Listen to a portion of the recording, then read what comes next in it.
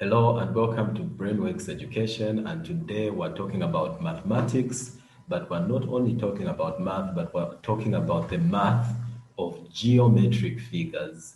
So every time you hear someone in mathematics is talking about what is the science of geometric figures, they are most likely referring to mensuration. And mensuration is a very long and somewhat complicated topic because it requires you to know the formula.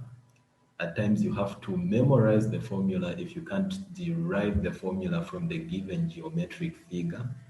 I recommend that you know where the formula comes from so that in an event such that you forget the formula, you can work your way back and try to figure out how to calculate perimeter, how to calculate area, how to calculate total surface area. And since this topic is sort of a big topic, we're going to split it into three parts.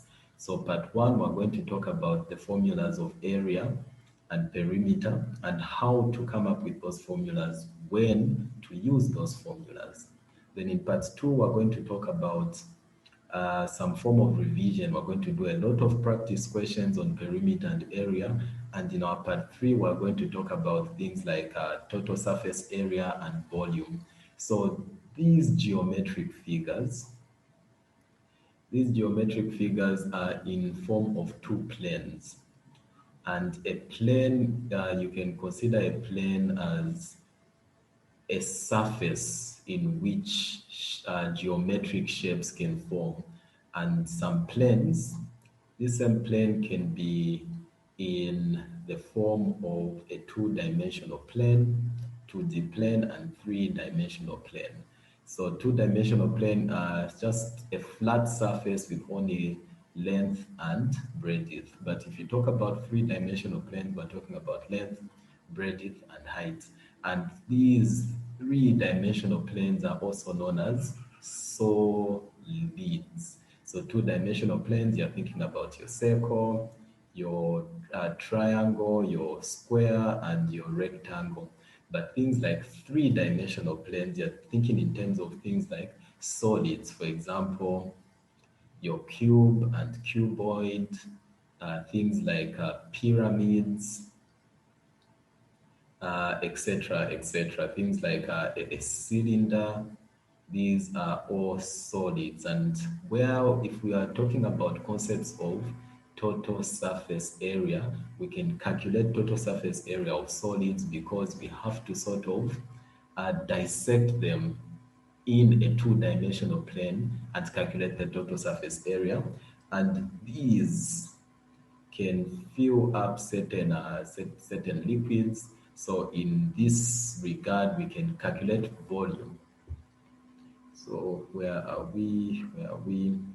So that's what I was referring to. When it comes to mensuration, you can have two-dimensional planes and three-dimensional planes that you can call solids. And those are some of the examples of two-dimensional planes and three-dimensional planes. For example, this will become your square. That's your circle, that's your triangle, that's a cuboid, and that's a pyramid. Trust me, we're going to have so much fun when we talk about area, volume of a cuboid, total surface area of a cuboid, and a sphere. Calculate the area or the total surface area of the shaded region, etc. We're going to have so much fun with this topic. But for today, know the concepts, know how to use the formulas, memorize the formulas, watch this video over and over if you may, so that all that information can just settle into your brain. Repetition is the mother of all education. So what is perimeter? So perimeter is the total distance around any geometric figure. So total distance around any geometric figure, be it a triangle, rectangle, trapezium, etc. You have to move around the geometric figure in such a way that you are adding each dimension. You are adding each dimension on a two-dimensional plane.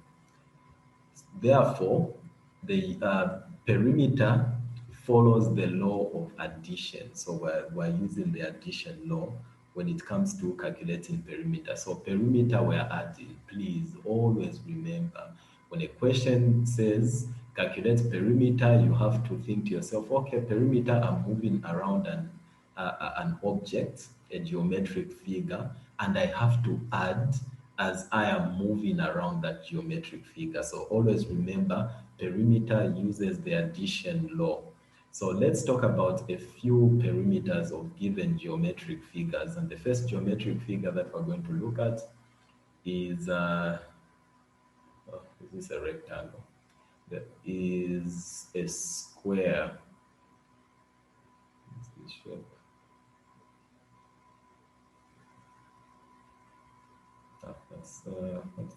That looked like a parallelogram, diamond, rectangle, circle. You guys don't have a square. All right, I'm going to draw a simple square, but I have drawn for you a square in your notes there. But I just for the sake of illustration, let's consider this is a square, and you have to remember that a square has all sides that are equal. And let's consider that all sides are given an algebraic letter, an algebraic variable. Remember, a variable in algebra is the letter in that algebraic expression. So let's say that's A. And since we're calculating perimeter for this square, since we're calculating perimeter for this square, we have to go around the entire square, adding everything. So we have got A, 4 So perimeter of the square will be A plus A plus A plus A. Following the rules of algebra, all these A's are like terms. So if I say A plus A plus A plus A, that will give me 4A. So perimeter of a square can be calculated by this formula saying perimeter is equals to 4A.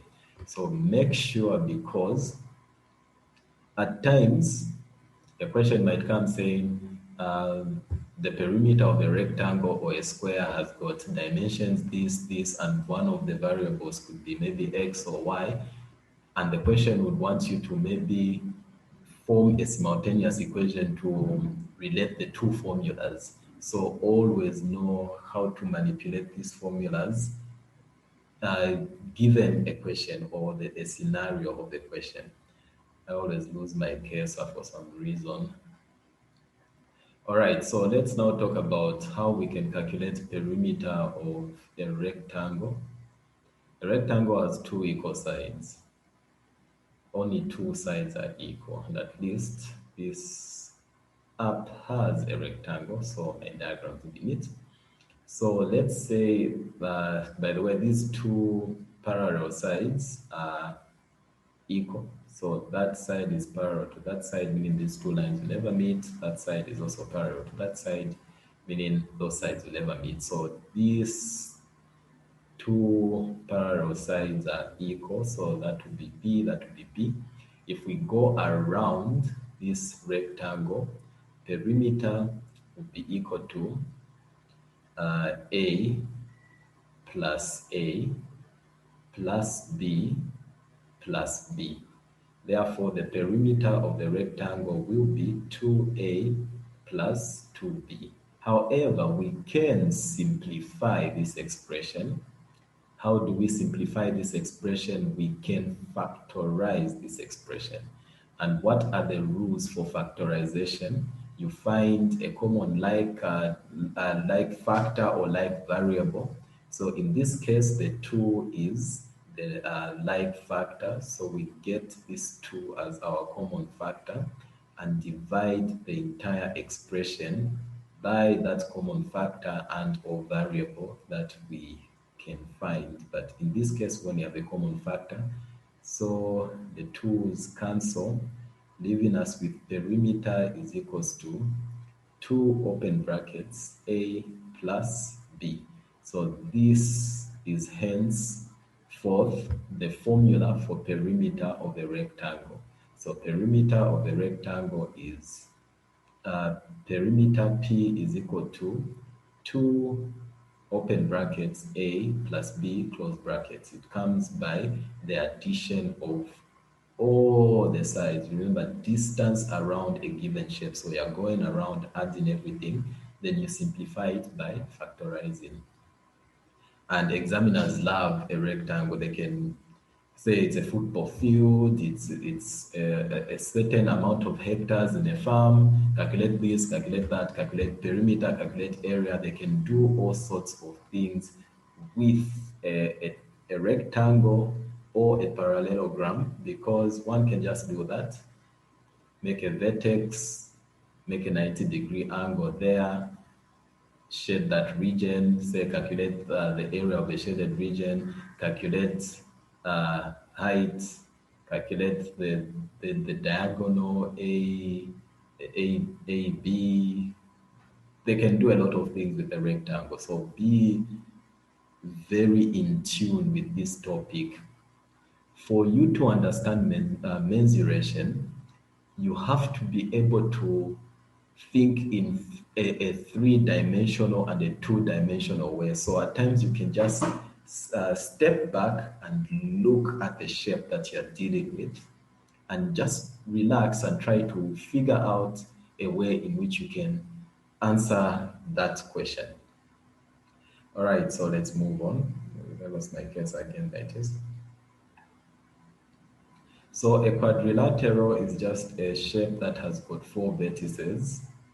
Even a rectangle is a quadrilateral, but not all quadrilaterals will have equal sides. Sometimes it can have 4 vertices, it can be an irregular quadrilateral, but sometimes most of the sides are not equal. So for any quadrilateral, given perimeter A, B, C, D, we just go around and add. So it will be A plus B plus C plus D. So a circle is a very special geometric object, because it's just something that's round with the center, and the center towards the circumference, we call that radius. And when it comes to perimeter of a circle, if we go around this circle, we're not going to call it perimeter, but we're going to call it something that's called circumference. So the perimeter of the circle is the circumference of the circle. And we can find the circumference by saying circumference is equal to 2 pi r. So that's the formula for a perimeter of a circle. Know these formulas, please. If you won't be able to know how to derive these formulas, I suggest you practice questions, watch this video repeatedly so that all these formulas can solidify in your brain or your central nervous system. So when it comes to area, much like volume, it's like the space occupied by a given object, and area has got dimensions of length. So we are multiplying length times length. Therefore, the units of area will be in square units, because you are multiplying length by a given length. For example, a square has got 2 equal sides, so that's length and that's length, meaning the area will be L times L, which will be L squared. No wonder we say it's in square units. Units squared. So every time you see a power of 2, just know that that's a dimension of area. And unlike perimeter, when we're calculating area, we're using the law of multiplication. So area for multiplication, perimeter for addition. So that would be L squared. If it were a rectangle has got 2 dimensions. So that would be A and B. So the area will be A times B, which we can say actually it's length times breadth. So a rectangle is going to have 2 dimensions. That would be the length, that would be the breadth, Some people call it width. I consider it as breadth because that's how I was taught. It will be different from teacher to teacher. Therefore, that will be L and that will be B. So the area will be length times breadth, or area is equal to LB, because you know that in algebra, when we stick two things together, the ability to stick two things together in algebra is known as multiplication. So you can either say length times breadth with this multiplication symbol, or you can just simply say LB, which is a preferred method to use. It's much easier to write. Another very important geometric figure, not only in mathematics but in physics as well, is your trapezium. Examiners love trapeziums. If you want to do yourself a favor, do not forget the formula for area of a trapezium. I'm repeating this. Examiners love trapeziums. You will do yourself a favor to remember the formula for calculating area of a trapezium. So a trapezium is like it's like a weird rectangle, and it has got a shorter side, which I like to call A, and it has got a longer side, which I like to call B.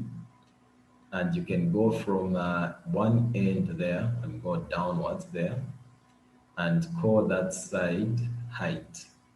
So it has got a short side, a long side, and height. Therefore, area of the trapezium is half, open brackets, the shorter side A plus the longer side B multiplied by height.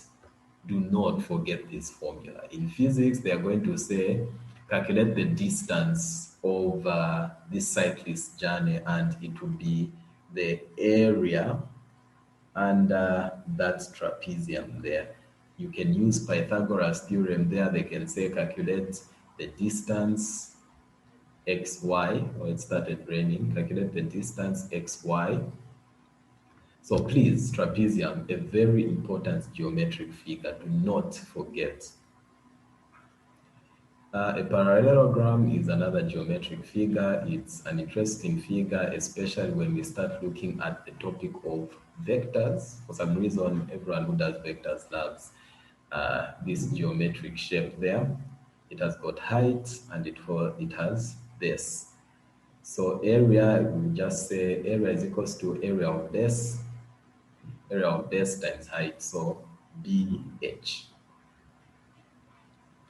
So a triangle, whether it's a right angle triangle or an isosceles triangle or an equilateral triangle, area will always be half base times the height. So given a right angle triangle is a triangle with a 90-degree angle there. Area will be half base times height. If it's not a non-right angle, if it's a non-right angle triangle, like let's draw an isosceles triangle. Let me draw a better isosceles triangle.